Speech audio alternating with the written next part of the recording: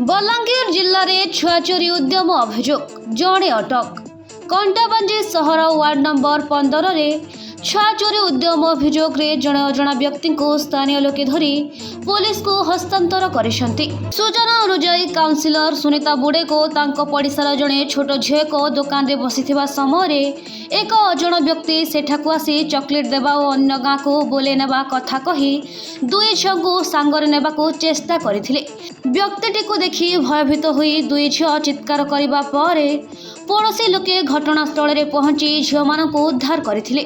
परे सही व्यक्ति को धरी कंटाबांजी रेलवे पुलिस को हस्तांतर करा जायछि। खबर पाई पुलिस घटनास्थल को पहुंची अधिक तदंत आरंभ करिछि। घटना को नहीं स्थानीय अंचल रे चिंता बढ़िथिबा बेले पुलिस सचेतन रहिबाको साधारण लोकन को अनुरोध करिछि। मो ना सरोज कुमार बुड़े आश्रमपड़ार बासिंदा।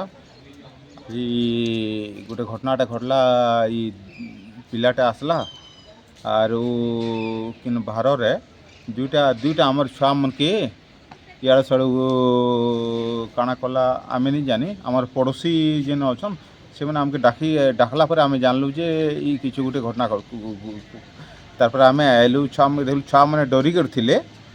मोर छुआ 6 वर्षर छुआ आर गोटे मोर पड़ोसी घर छुआ 5 वर्षर छुआ।